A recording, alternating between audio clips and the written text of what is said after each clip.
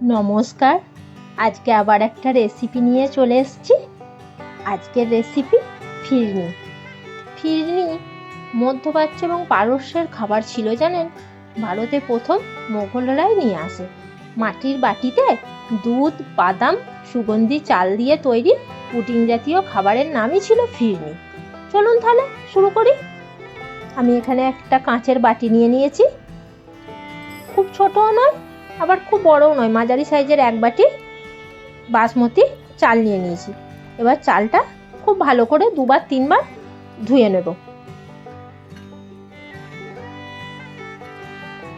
চালটা খুব ভালো করে ধুয়ে নিয়েছি।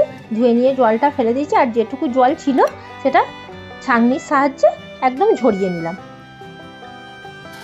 এবার চালটাকে খুব ভালো করে ঝরঝরে করে একদম শুকিয়ে নিয়ে চালটাকে নয় মিক্সারে আর না হলে শিলনোড়া গুঁড়িয়ে নেবো। খুব একদম মিহি করে গুঁড়োবো না, একটু খোঁচা খোঁচা থাকবে সেরকমভাবে গুঁড়িয়ে নেবো। ফিরনিতে কিছু বাদাম দিতে হবে। আমি কাঠবাদাম আর কাজু বাদাম একটু কুচো কুচো করে নিলাম, আর কাঠখোলায় ওই 5 থেকে 6টা এলাচ ভেজে নিলাম। এবার ওই কড়াইয়ে দুধ দিয়ে দিলাম। আমি খুব ঘন দুধটা নিয়েছি, কারণ একটু দুধটা একটু ক্ষীর মতো লাগবে একটু, সেই জন্যে এই ঘন একটা দুধ নিতে হবে। খুব পাতলা দুধে করলে খেতে অতটা ভালো লাগবে না। দুধটাকে খুব ভালো করে ফুটিয়ে নিয়েছি। এবার ওই দুধ থেকে খানিকটা বাটিতে আমি খানিকটা দুধ তুলে নেব। ওই 4-5 হাতা যতটা চাল থাকবে সেই অনুযায়ী দুধটা তুলে নেব, কারণ ওই যে দুধটা তুলে রাখলাম তাতে আমি যেই চালটা গুঁড়ো করেছি সেটা ভিজিয়ে দেবো। আর ওই দুধেতে আমি 1 প্যাকেট আমল দুধ দিয়ে দিলাম,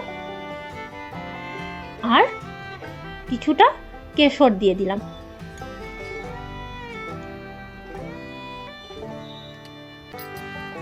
এবার কেশরটা খুব ভালো করে দুধের সঙ্গে মিশিয়ে নেব।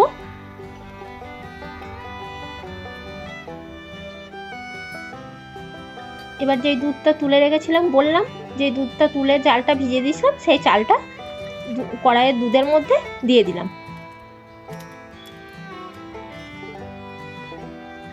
এবার খুব ভালো করে চালটা দুধের সঙ্গে নাড়বো যাতে তলায় না লেগে যায়।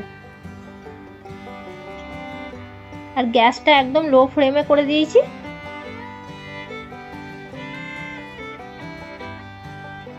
দেখুন চালটাও সেদ্ধ হয়ে গেছে আর দুধটাও একদম অনেকটাই কমে এসেছে। এবার পরিমাণ মতো আমি চিনি দিয়ে দিলাম। যতটা চাল থাকবে, যেরকম মিষ্টি খাবেন সেই অনুযায়ী চিনিটা দিয়ে নেবেন। চিনিটাও খুব ভালো করে মিশিয়ে নিলাম।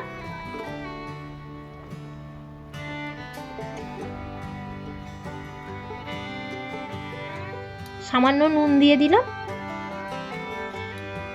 আর যেই এলাচটা ভেজে রেখেছিলাম সেই এলাচটা গুঁড়িয়ে রেখেছিলাম সেই এলাচটা দিয়ে দিলাম। এবার এলাচটাও খুব ভালো করে ওর সঙ্গে মিশিয়ে নেব। দেখুন একটা হালকা হলুদ রঙের রং চলে এসছে ওই কেশরটার জন্যে। আমার ফিরনি রেডি। রেসিপিটা ভালো লাগলে লাইক কমেন্ট করবেন, সাবস্ক্রাইব করে দেবেন। আজকের জন্য এইটুকু। পরে আবার একটা রেসিপি নিয়ে আসবো।